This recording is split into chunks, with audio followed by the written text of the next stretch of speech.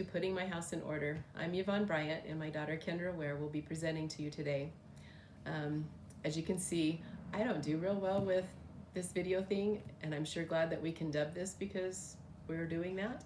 And so bear with me as we kind of get through this together. And always know that most of you know how to reach me, so if you have questions or you're going, hey Yvonne, that doesn't make sense, call me. I'll discuss it in person. I do much better one-on-one than I do with this thing in front of me, recording me right now. What we're going to be doing today is we're going to be presenting ideas and tips on how to prepare for the inevitable in your future. Some of this will have to do with funeral planning, but others will have to do with protecting your assets and how to discuss certain topics that sometimes family members don't want to discuss. Please understand, though, as we go through this, I'm not an attorney. I've gained my experience by helping my husband and owning Bryant Funeral Home for the last 25 years. Many of those experiences I wish I didn't have to go through, but because I did, I've gained the experiences that my Heavenly Father wanted me to have, and hopefully I can help you in facing some things that you might face here in the future. Death is something that people don't want to talk about. They don't want to talk about their own passing, and they don't want to talk about that of a loved one. And yet sometimes there's a sudden event or there's a life-threatening illness in which that discussion really does need to take place. But because we're compassionate and we're concerned about others' feelings, and we're very concerned about not offending somebody, that we still remain silent and we don't choose to discuss these things. Through my own personal experience of losing a parent as a teenager, and then losing my mother in later years, and then most recently my husband, I've gained some life experiences, and I understand all too well how during that time you're making decisions, you're having to decide things and put plans into motion, and in the next days and weeks and months you look back and you don't remember even having those conversations, let alone the choices that you made. This hopefully will give you some ideas on going, oh, I didn't know I could do this. Let's get this put down. Let me write this down. How many times have we been counseled to journal, to write our feelings down? And especially like with the new Come Follow Me program, any of you that are doing that, you see how many times we're told, write this down, write your feelings down, write what is impressing you right now with your scripture study. And so I ask you to do the same thing with this. As you are looking to planning in the future for things that may come up, that will come up. It's inevitable. Death is inevitable for all of us.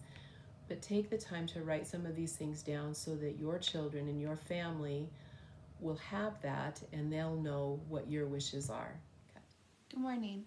My name is Kendra Ware, and I work for Bryant Funeral Home as their pre-need specialist. I have grown up in the funeral home industry. My parents have owned Bryant Funeral Home for 25 years, and I grew up living up above a funeral home in Buffalo, Wyoming, so I've kind of been around this my whole life.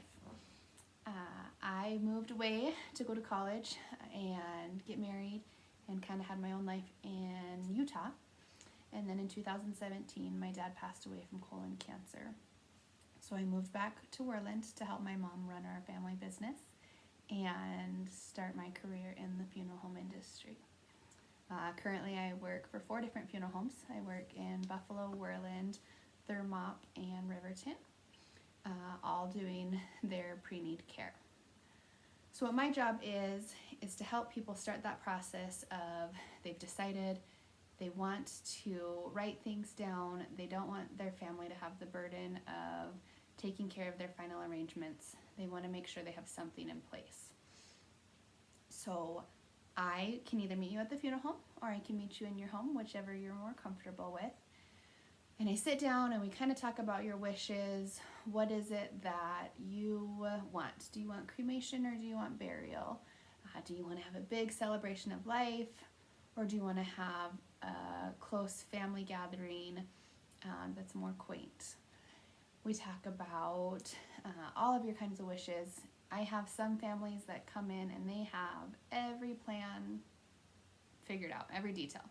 They know what music they want, they have their obituary already written, they pick out their casket, they bring in a picture, they are very organized, planning type people, and they want it all how they have it planned in their head. Then I have people who don't want to make any decisions. They don't like talking about death. They don't want to think about their demise, but they don't want the burden on their family to have to take care of funeral expenses. So they come in and say, here's X amount of dollars. I just want to know that it's taken care of and my kids don't have to worry about it. Most of the people that I meet with are somewhere in between there. We talk about some details, but they have some things that are left for their kids to decide. So today we're going to kind of talk about some different things, some myths, how this works, why it's important, and then if you guys have any questions after this is over, please don't hesitate to reach out to us. We're happy to talk over the phone or to make an appointment and sit down and visit with you. So why do we want to pre-plan a funeral for ourselves or for a loved one? First off, it'll be taking the burden off of your family. So many times I have people come into my office and they cannot remember the mother's maiden name. If it's their mother that they're making arrangements for, or their father, or a grandparent, they have no idea what mother's maiden name is. Now, I know oftentimes in the church we have people that are doing family history, and so that may not seem like such a big deal. But again, that memory issue, when you lose a loved one, is really real. And so having these things just put down on a piece of paper, having them filed with the funeral home of your choice, wherever, if you're making arrangements for a loved one who is somewhere else, or whatever your choice is, go in and talk to that funeral home, find out, because there's a couple of different ways you can do pre-planning. You can take and do just statistical information, where it gives them all the information that they need to file a death certificate. You can also have your wishes put down if you're doing this for yourself. Do you wish to be cremated? Do you wish to have burial? If either of those situations, where do you want that final disposition to be? So having your wishes put down can so many times eliminate conflict between your loved ones who are left behind. Time and time again, I have had families in my office that they can't agree, and it becomes a very contentious point. And at that point, nobody grieves properly because the anger takes over, and it's a very sad situation. And I don't think it's what any of us want for our loved ones. And so if we can put our wishes down, this is what I want, this is where I want my final disposition to be it in a cemetery or somebody's scattering cremains at a favorite place, whatever that might be, have that down. And then your family doesn't have to make those decisions at a time when they're hurting and they're grieving, and tempers can flare very easily.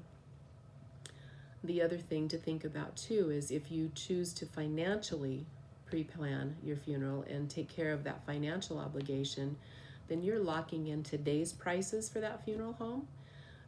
Whatever the today's prices are on their general price list, then you can lock those prices in, and that's a huge savings, especially when that death doesn't occur for 10, 20, 30 years or more. And then also just having a peace of mind is, we all like it when we get done at the end of the day and our to-do list is to done. And it's like, that feels good. When you get this information started and you talk about those things that you don't want to talk about for yourself or with a loved one, and you kind of get that done, it's kind of like, ta-ching, got that off my checklist. It's done, it's in there. You can always go back and revisit it, just like you do with your goal list. You can always go back, revisit it, change it, do whatever you need to, but you've got that starting point, and so you've started. So those are 4 reasons that pre-planning is a good idea. Okay, so let's start out with maybe some myths that we get with pre-planning. One that I get a lot is, if I come in and I write this stuff down, I'm jinxing myself, then this is gonna mean that I'm dying if I write anything down. promise you that's not the case. That's not how this works. We plan everything, right? That's just in our DNA. We plan for our job, we plan for vacations, we plan for weddings, we plan for graduations. Why do we not plan for funerals? Why do we not write down a guideline for our kids? When mom or dad passes away, you are grieving so much. You're not thinking clearly. You're not in the right state of mind. And so trying to come up with an obituary that shares their story, or even trying to find some of the statistical information that we need for a death certificate is really difficult, because they're sad and they're not coping, and so then we get into emotional decisions and emotional spending, which is one thing that we try really hard to help steer people away from. It happens all the time though.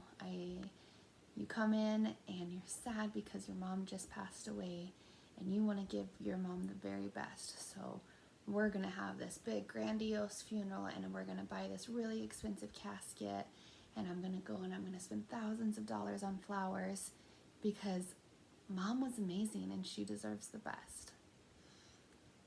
Which is totally true. However, mom was probably a pretty frugal, smart with her money person. And if she was sitting next to you, would she want that $10,000 casket? Or would the $2,000 one be just as good? When we can do this and we can sit down and visit and talk level-headedly, and you're not emotionally spending, you help purchase the things that you actually want. That also gives your kids the okay to know that you don't have to spend that kind of money. It's okay. Mom came in and she picked a beautiful pine casket, and that's truly what she wanted. And that's okay. Let's celebrate her life. Let's talk about all of the amazing things that she did, and that's how we can honor her. Another myth that I hear a lot is, if I come into your office, it's going to be a high pressure sale and I just want information, but you guys are going to try to convince me to put money down. Again, that's not at all the case. My job is to give you information and to help you have that sense of peace. If setting up a payment plan causes anxiety in your life, if it's causing any type of stress on your financial life, it's not right for you. Nobody should ever feel pressured into setting up a prearranged funeral. We want to give you peace of mind. We want to help you feel calm and feel like you're doing something to help your family. So if you want to just come in and visit, we welcome that with open arms. We would love to visit with you to help give you a list of these are things you can do at home to prepare. These are things you can talk to your parents about or talk to your children about. We can just write down statistical information. We will do whatever it is that you want that makes you feel more at peace. Another one is that if you do set up a pre-funded plan with us, does that mean you're locked into our funeral home forever? What happens if you move? What happens if we sell? Which, by the way, we're not planning on doing. But those are questions that we get a lot. So the great thing about the company we use, we invest with Great Western Life Insurance. It's a funeral life insurance plan. We have the beneficiary as Bryant Funeral Home. And if you move, you can change it to whatever funeral home you want. That's the great thing about this company. It's very simple to switch things over. Now, in saying that though, the main advantage of prepaying for a funeral is that it locks in today's rates. So for instance, my husband and I, we set up a funeral plan about 2 years ago for ourselves. We did a 5-year payment plan because I'm 34 years old. So hopefully I am going to live for another 60 years. However, in 60 years, do you know what the inflation cost is going to be on funerals? It's going to be really expensive to have a funeral. And so if I can lock in today's prices and know that my kids never have to have that burden of paying, whatever that's going to be, $20,000 for a funeral in 60 years, then financially for us, it made sense to go ahead and set up a plan. But if I were to move to another state and take my funeral plan with me, everything that you put into it, it stays with you. We don't take any type of fees or anything like that. That money is yours. We're just helping protect it. I can't guarantee that another funeral home is going to honor those prices. For the most part, what we've seen is they do. It gains a great interest rate through this company. It's almost 3%. And so that interest is enough to keep up with inflation for the funeral homes to accept those plans. But if you set up a plan in Wyoming where costs are relatively low, and then you move to San Francisco and want to have a funeral that costs the same, most likely they're not going to do that. They're going to take the money that you have in there, but then there will probably be some additional costs. But for us, if you set it up and you prepay, it's guaranteed. Same thing as if we were to sell, or whatever the case may be, if you needed to switch funeral homes. It's a very simple process. You call us, or you can call the insurance company, Great Western, and they can help you switch that over to another funeral home.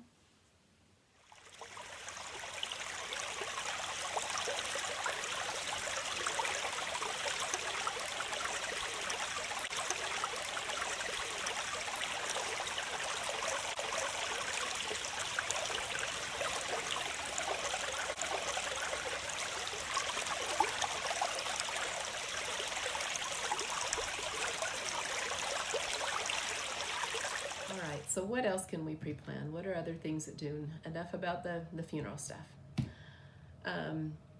Things to think about, and again, through my experience that I have learned, is number one, when a loved one passes away, don't take their name off of the bank account for a minimum of 6 months and maybe even a year, and especially if that's a spouse or someone that you're guardian for, or you're in charge of their estate. Leave their name on that account. Reason being is there's any checks down the road that come in, any payments that come in or refunds that come in, they're all going to come in that deceased person's name. And without their name on that account, the bank's going to look at you and go, that's a real pretty piece of paper, and there's nothing we can do with it. So you want to make sure that you leave their name on that account for 6 months up to a year. The other thing that you can do is, again, we never know when we're going to have a sudden event in our lives or in our family lives that can take someone's life. I said lives a lot there. Sorry about that. Point being is you can go into your banking institution and you can do what's called a POD, or payable upon death. This does not give anybody rights to your account. They can't write a check. They can't get into your account. But what happens if you are killed suddenly in an accident, it will give that person, whoever you list on that as a POD, it gives them the right to your bank account. And I can't tell you how many times families wish they would have known about that, because the bank accounts get locked down because nobody has access to that money, and then we go through the lengthy process of probate, and it just becomes drawn out, and it costs the survivors much more money in lawyers' fees and things like that. So do that with your bank accounts. You can put that as a good checklist to get done. The other thing to think about, and if you have a family attorney, visit with them to see what is in your best interest, whether you do a will or a trust. We're finding more and more that wills used to be the way that we did everything. If you had a will, that's all you needed. And yes, a will is still a legal binding document, but sometimes it comes with a price to heirs. Again, if somebody wants to contest that, if, like I said earlier, if the banking accounts or financial accounts don't have a POD on them, things will end up going to probate. There may be estate taxes that will be charged to the heirs for that with a will. When you do a trust, if you do a revocable trust, you still have the option of going in and changing those things where it's revocable. But it covers more things. It eliminates the estate tax. It eliminates probate. You have to designate a beneficiary to that trust, or beneficiaries, depending on how you do that. But you can spell out things, and even as far as, like, I know on my own, I have on there that if anybody can test, if any of my children can test that, my trust, then they get a lump sum and that's all they get. And so I'm trying to make sure that there's no fights over anything. Not that there would be anything to fight over, but in my case, but I don't want my children to fight over what is left. And so I put that little clause in there under the attorney's recommendation to help alleviate some of that tension after my passing. With myself, with my own situation, I also had to take consideration of Quinn, and we needed to do a special needs trust, and that's a whole different ball game. James Michael was supposed to present with us when we were actually going to do this back in April, but because of that, the COVID and all of this stuff, Kendra and I are just doing this presentation. So I encourage you to visit with your family attorney, or if you want to know more about Mr. Michael, give me a call and I can get you his information. He does simply estate planning, and he helps families with trust and estate planning. So those are the main things that I wanted to cover. One last thing is, if you have a special item that you want to go to a grandchild or a great-grandchild or to a son or daughter, make a list of that. Have that written somewhere. Have that, if you do a trust, have that in your trust. Have that in a will. We as a funeral home, I can put the information in there, but it has no legal binding to be in my file. So it would need to be more with a legal document if you have specific items that you want to go to specific family members. Okay, so you've decided that you kind of like the idea of pre-planning, or at least maybe you want to know some more information about it. So how does it work? First thing you do is you give us a call at the funeral home, and we set up an appointment. We can either meet there in the funeral home, or I can come to your house. We'll go over all of those details that we talked about. We'll write stuff down so we have it on file. We'll go over prices, and we will just kind of decide what it is that you want and how we can help you. I promise it's a very easy process. It can be as short or as in-depth as you want. I sometimes have people come in and it's a 5-minute conversation, and then I have sometimes people come in and we're there for 2 hours. So we will tailor it to whatever you're comfortable with and kind of help you start figuring out what it is you need to do to help give your family that peace. One of my favorite parts about pre-planning with people is when they want to give that little extra touch. We had one family come in that prepaid for their funeral and set aside some extra money. It wasn't much. I think it was probably about $100, but there was a little note in there to tell the family that it was for a rainy day fund, and like yellow flowers. I'm trying to remember what exactly it was, but it was a little hidden message that was something that only the family would know. Her kids didn't know that she was doing this, but what a cherished gift when they come in and they find out that mom left them this little present of something that was just a little bit extra.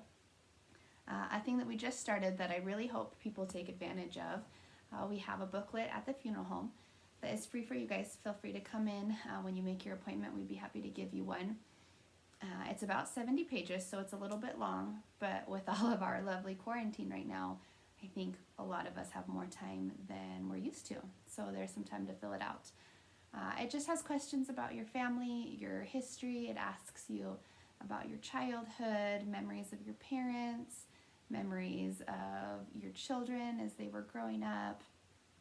And what we want you to do is take the time to fill it out, write out all of the answers on each of the questions. Once you have it done, we will put it in the file. We'll put it in a sealed envelope so that we're not reading it. It's your family's history. We'll put it in your folder. And then when the time comes that you do pass away and your children come in to sit down to make those initial arrangements with us, we have this packet to give them of a gift from mom or dad or both of their life story, this present that they didn't know that you did for them, and they can go through and they can read all of these memories and have something that they can keep forever. That's a gift from you. So we really hope people take advantage of that. They come in and they get one of these booklets and they take the time to fill it out so that they can have this for their family. Thank you for listening and watching our little presentation here. I'm very grateful to Kendra. She is much more technical savvy than I am, than I ever will be. I'm grateful to her expertise in this. But hopefully what you gain through listening to everything that we've had to offer is that there is something that you can do, and it really is a good idea to do it. It's a good idea to be prepared, to have this stuff done ahead of time, and to give not only yourself peace of mind, but that for your family. Sometimes we think that we're just being maybe presumptuous by pre-planning and saying what we want to do and that, but it really does bring peace of mind. And there's so many times that families have come in and we can pull a file out and say, oh, you know what, mom and dad were in and this was their wishes and this is what they wanted to do, and it's so nice to see the relief on those children's faces when they go, we don't have to pick that, we don't have to make that decision, they've already done it, they loved us enough to do this. And so I hope that you find help in this, and good luck with your pre-planning. Thank you.